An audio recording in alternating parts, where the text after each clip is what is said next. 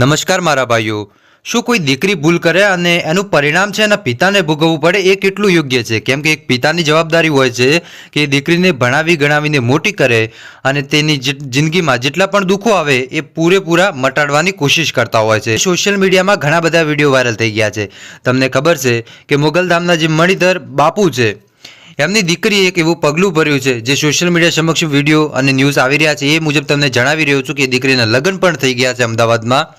તો તમે વિચારી શકો છો કે જે બુકી છે એ બુકીએ લગ્ન પણ કરી દીધા છે, પણ આમાં બાપુને નીચું મોટું કરવાની ક્યાંય જરૂર નથી, કેમ કે બાપુ છે એ ભગવાનનો અવતાર છે।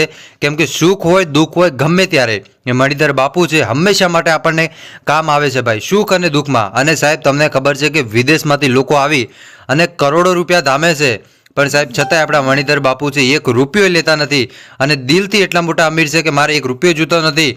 બસ તમને તમારી ઈચ્છા છે કે મારે મોગલમાને પૈસા મૂકવા છે તો એ પૈસા મુકાવી અને તરત જ એમને રિટર્ન પાછા આપી દે છે કે લો ભાઈ અમારે મોગલમાને પૈસા આવી ગયા છે। તો સાહેબ ખરેખર આવા કળિયુગની અંદર આવા સાક્ષાત ભગવાન હોય ને એમની દીકરી જો કદાચ આવું કરે તો ઘણા બધા લોકો એ બાપુને ટાર્ગેટ કરી રહ્યા હોય છે। તો મારા ભાઈઓ બાપુને બિલકુલ ટાર્ગેટ ન કરવા જોઈએ, કેમ કે કોઈ બાપુએ જાણી જોઈને આ કામ નથી કર્યું, પણ એમની દીકરીએ કામ કર્યું છે। તો હવે બાપુને શા માટે નીચું મોઢું કરવું પડે? બાપુ તો ભગવાનનો અવતાર છે ભાઈ, તો એમને બિલકુલ નીચું મોઢું કરવાની જરૂર નથી। અને ખાસ કરીને તમે લોકો પણ બાપુને સપોર્ટ કરજો ભાઈ, કેમ કે એમની દીકરીએ નામ ખરાબ કર્યું છે, તો બાપુનું નામ તો અમર છે અને અમર રહેશે ભાઈ। અને તમે શું કહેશો આપણા બાપુ વિશે કોમેન્ટ કરીને જરૂર બતાવજો। હવે તમારામાંથી ઘણા બધા લોકો એમ કહેતા હશે કે તમે તો ભાઈ બાપુને સપોર્ટ કરો છો, તો મારા ભાઈઓ સપોર્ટની વસ્તુ દૂર છે।